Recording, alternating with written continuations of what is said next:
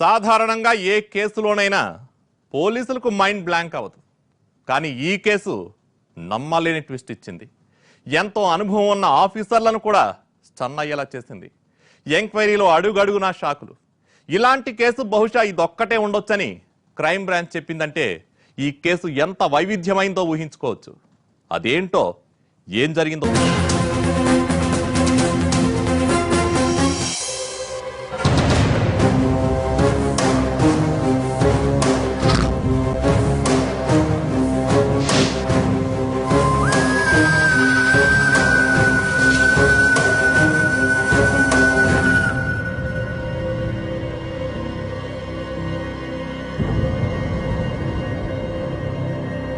నాంపల్లిలోని కమలా LADS నుంచి crime branch ఆఫీసర్లకు call వెళ్ళింది.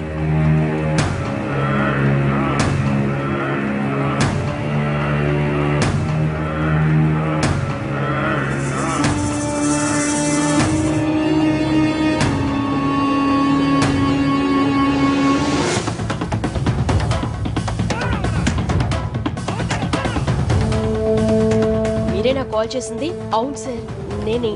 రూమ్ నెంబర్ 6లో సతీష్ అనే ఒక ఆయన ఉరివేసుకుని చనిపోయాడు. అతని డీటెయిల్స్ రిజిస్టర్లో చూసారా? సతీష్ 30 ఏళ్లు, చిత్తూరు జిల్లా. నిన్న ఈవినింగ్ 6 గంటలకు రూమ్ తీసుకున్నాడు.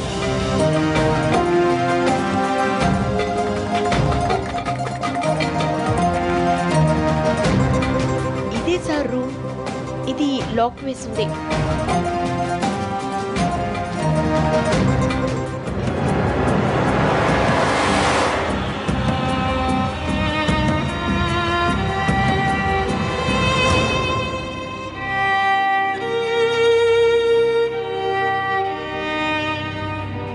ఈ లాడ్జ్ ఓనర్ ఎక్కడ? ఆయన ముంబై వెళ్ళారు సార్. ఈవినింగ్ కల్లా వచ్చేస్తారు. ఓకే, ఓపెన్ చేయండి.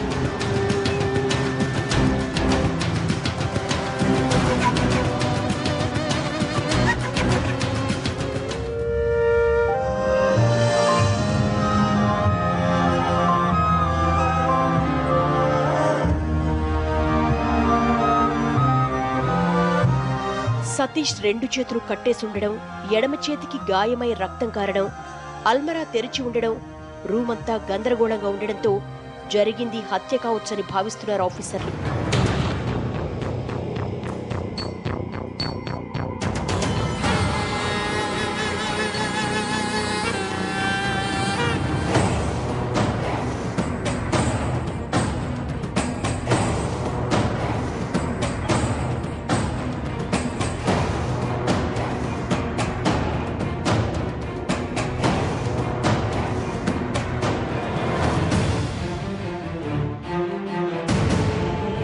Sir, cell phone. గుడ్. దీని ద్వారా ఇతని వాళ్ళెవరూ తెలుసుకోవచ్చు. ఫోరెన్సిక్ టీంను త్వరగా రమ్మను. బాడీని పోస్ట్ మార్టంకు పంపించే ఏర్పాట్లు చేయి. Okay sir.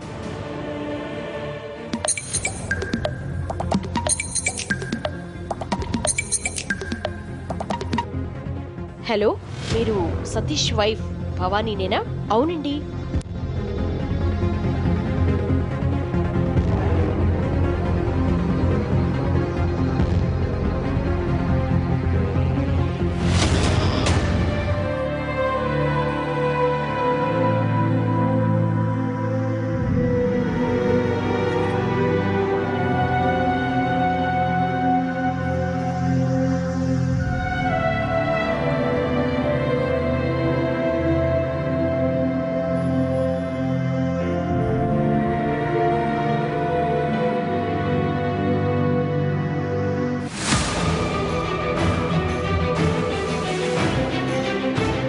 సార్, నా అంచనా ప్రకారం ఎవరో దొంగలు ఆ రూమ్లోకి వెళ్లి అతనితో గొడవపడి చేతులు తాళ్లతో కట్టేసి పీక పిసికి చంపేసింటారు. తర్వాత శవాన్ని ఫ్యాన్కి వేలాడదీసుంటారు. అతను సూసైడ్ చేసుకున్నట్లుగా అందరినీ నమ్మించేందుకు వాళ్ళ ప్లాన్ వేసి ఉండొచ్చు. అందుకే ఉరి కనిపించేలా కిటికీ తలుపులు తెరిచుంచారు. అంతా బాగానే చేశారు గాని బయట లాక్ వేయకూడదన్న విషయం మర్చిపోయినట్లున్నారు.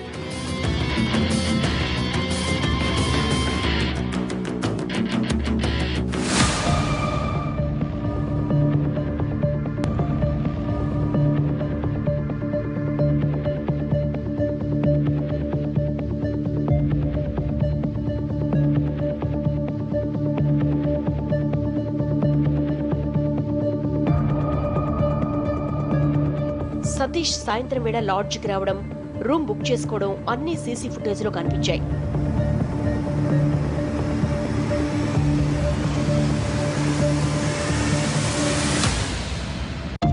సార్, వీడెవడో క్యాబ్ తో లోపలికి వెళ్తున్నాడు.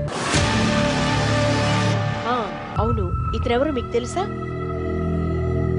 లేదు సార్, ఇతనెవరో నాకు తెలీదు. సార్, వీడు తిరిగి వెళ్ళిపోతున్నాడు. సార్, అతని దగ్గరున్న బ్యాగ్ అతనిది కాదు, అది సతీష్ది.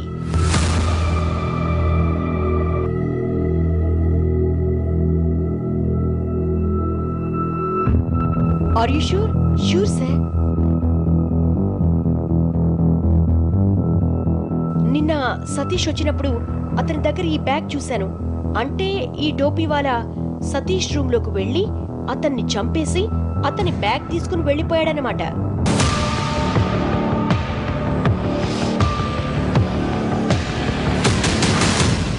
సతీష్ ని చంపిన హంతకుడు ఎవరు? ఎందుకు ఈ కేసు ఆఫీసర్లకు షాక్ ఇచ్చింది? షార్ట్ బ్రేక్ తర్వాత.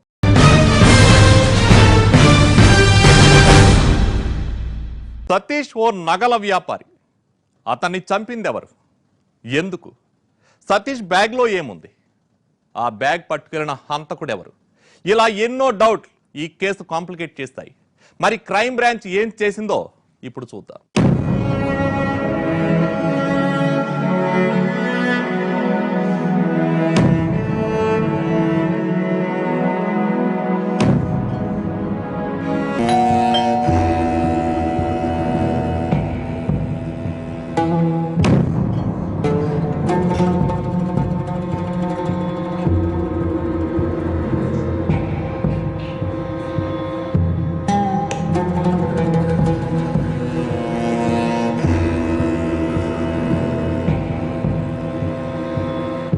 జరిగిన దానికి చాలా బాధపడుతున్నాం. సతీష్ చిత్తూరు నుంచి హైదరాబాద్ ఎందుకెళ్లాడు? ఆయన గోల్డ్ బిజినెస్ చేస్తున్నారు. రెగ్యులర్ గా హైదరాబాద్ వెళుతూ ఉంటారు. అక్కడ హోల్సేల్లో నగలు కొని ఇక్కడ సేల్స్ చేస్తూ ఉంటారు. ఓకే, సతీష్ తో ఇంకెవరైనా వెళ్తుంటారా? ఎవరైనా అంటే ఆయన ఫ్రెండ్ మధుకర్. రెగ్యులర్ గా ఆయనతో హైదరాబాద్ వెళుతూ ఉంటారు. ఆయన కూడా గోల్డ్ బిజినెస్ చేస్తున్నారు. Okay okay.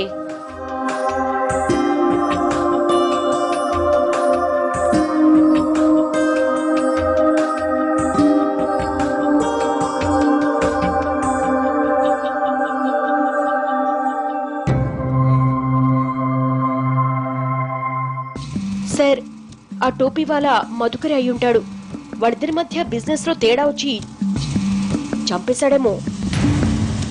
Let's find out.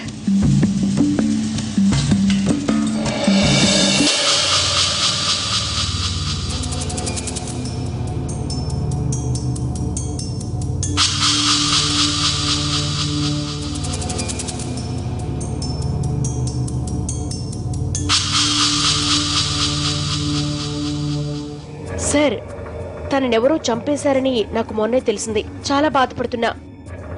మీరేమో నేనే చంపానంటున్నారు. వాడు నా best friend sir.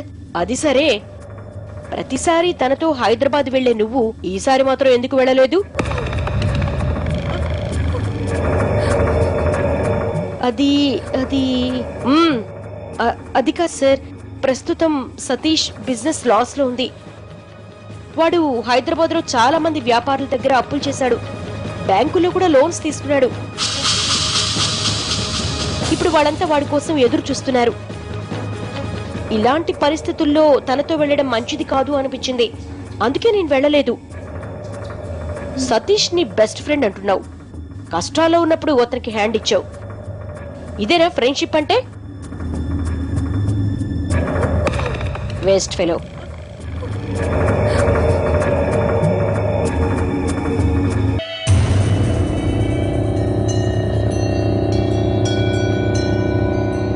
Sir, one doubt.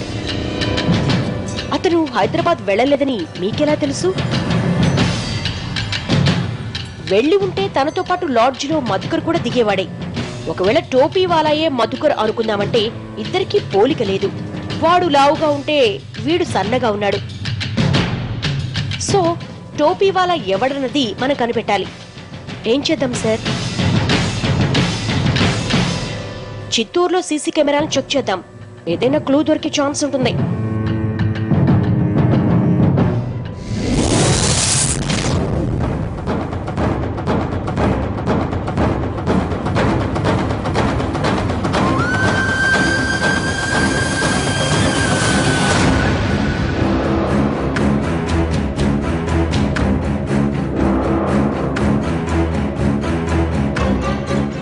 చిత్తూరులో 72 సీసీ కెమెరాలు పరిశీలించగా ఓ ఏరియాలో సతీష్ తో పాటు మరో వ్యక్తి ఓ క్యాబ్ ఎక్కిన దృశ్యాలు కనిపించాయి.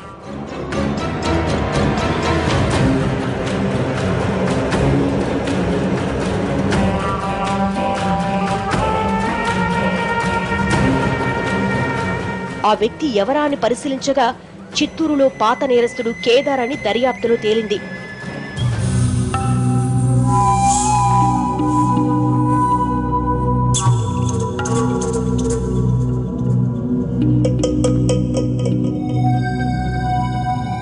కేదార్ కి సతీష్ కి ఏంటి సంబంధం? సతీష్ తో కేదార్ ఎందుకు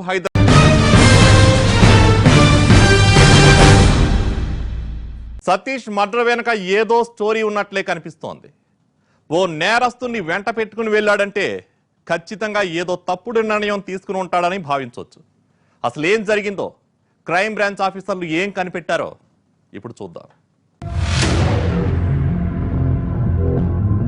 పాత నేరస్తుడైన కేదార్ ను పట్టుకున్నారు క్రైమ్ బ్రాంచ్ ఆఫీసర్లు. రేయ్ చెప్పరా, హైదరాబాద్ లో సతీష్ ఎందుకు చంపావు? నేను చంపానా? అయ్యో అదేం లేదండి, ఆయన చెప్పినట్లు చేశానంతే, నేనేం చంపలేదు. నువ్వు కాకపోతే ఎవడ్రా? నిజం చెప్పు.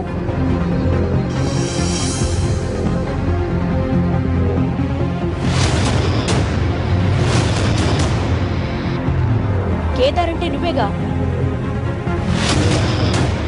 గుంటూరులోని ఓ గోల్డ్ షాప్ లో దొంగతనం చేయాలి. ఇద్దరం 50-50 పంచుకుందాం. అదనంగా మరో 1,00,000 రూపాయలు ఇస్తా. నిన్ను చూస్తే చోరీ చేసేవాళ్ల లేవు.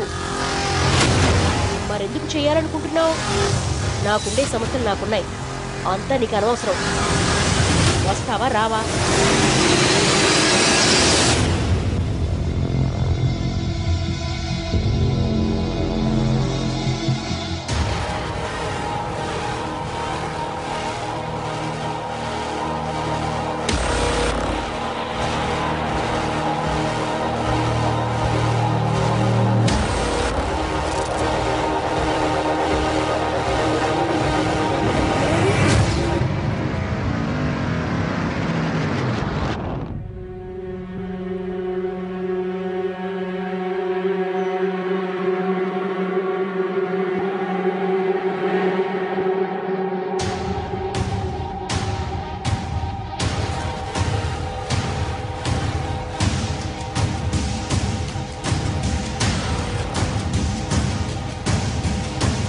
ఏయ్, ఇది జరిగే పని కాదు. బంగారం కొట్టేయాలంటే రాత్రులు వెళ్ళాలి. నువ్వు దొంగతనం చేసేవాళ్లా లేవు. నాతో టైంపాస్ చేస్తున్నావు. నాకు 10,000 నే పోతా. ఓ పని చేయి, నా దగ్గర 4 లక్షలున్నాయి. హైదరాబాద్లోని ఓ లాడ్జ్లో నన్ను తాళ్లతో కట్టేసి ఈ డబ్బంతా పట్టుకుపో. ఏయ్, జోకులేస్తున్నావా? కుదరదు.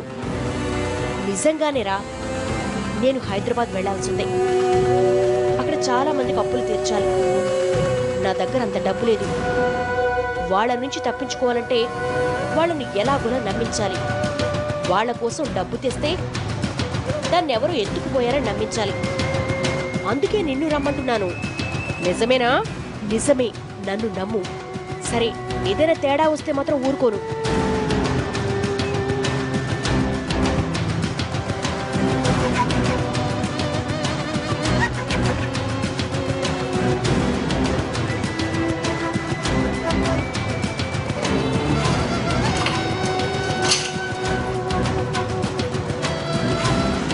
నాంపల్లి వెళ్ళాక నన్ను లాడ్జ్ బయట ఉంచి తను రూంలోకి వెళ్ళాడు.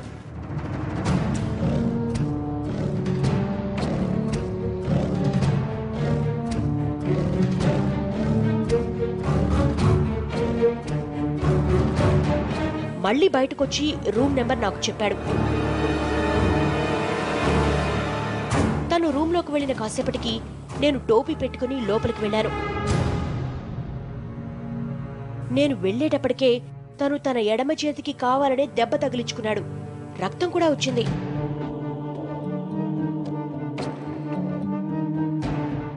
చేతులు రెండు కట్టేసి డబ్బు పట్టుకుపోమ్మని చెప్పాడు.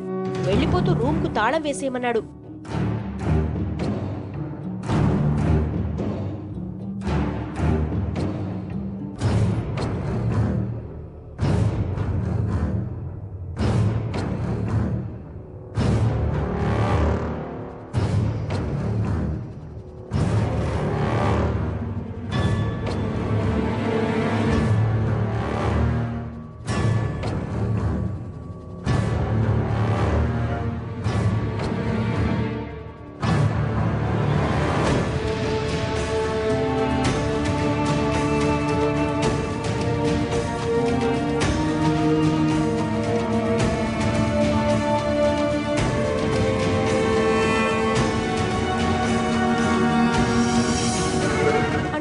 సతీష్ను నువ్వే చంపి ఉరితీయలేదా? అమ్మ తోడు సార్, నేను చంపలేదు సార్. బయట తాళం వేసుంటే లోపల సతీష్ను చంపిందెవరు? ఇంతలో ఆఫీసర్కి ఫోరెన్సిక్ డిపార్ట్మెంట్ నుంచి కాల్ వచ్చింది. సతీష్ది హత్య కాదు, ఆత్మహత్య. ఫ్యాన్ స్విచ్ పైన, ఫ్యాన్ రెక్కలపైన, కిటికీ డోర్ పైన అతని వేలి ముద్రలే ఉన్నాయి అని చెప్పారు ఫోరెన్సిక్ ఆఫీసర్లు.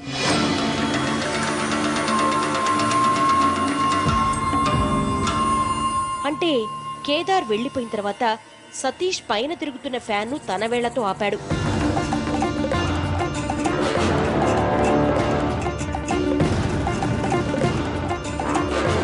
తర్వాత బెడ్ కింద ముందుగానే దాచిన మరో తాడును బయటకు తీశాడు. ఆ తాడుతో ఫ్యాన్కు ఊరి సెట్ చేసుకున్నాడు.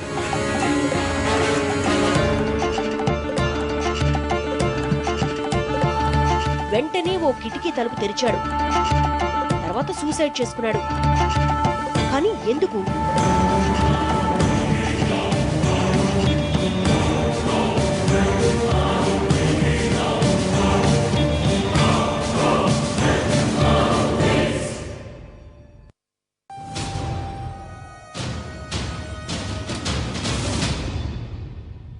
సతీష్ ఈ మధ్య మీకు ఆస్తులు అప్పులకు సంబంధించి ఏమైనా చెప్పాడా?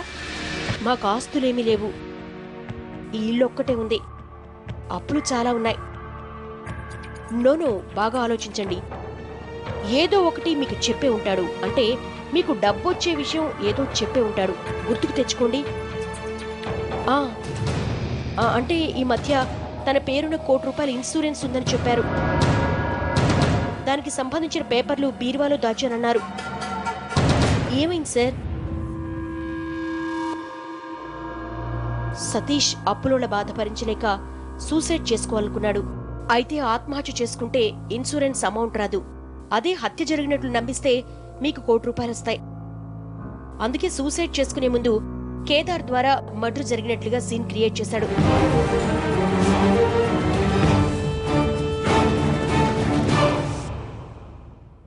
ఈ మొత్తం కేసు ఎంక్వైరీలో ఏమాత్రం తడబడినా అసలు విషయం బయటకు వచ్చేదే కాదు. ఆఫీసర్లు అత్యంత జాగ్రత్తగా డీల్ చేయడం వల్ల ఓ వ్యాపారిది హత్య కాదు, సూసైడ్ అని స్పష్టమైంది. ఇలాంటి నిర్ణయాలు కరెక్ట్ కాదు. ఎవరైనా సరే మోసం చేసి సాధించగలడం అనుకోవడం అవివేకమే.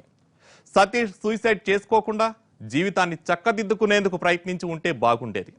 అతని ఫ్యామిలీ దిక్కులేనిది అయ్యేది కాదు. ఇది ఇవాల్టి ఎపిసోడ్. నెక్స్ట్ టైం మరో రియల్ స్టోరీని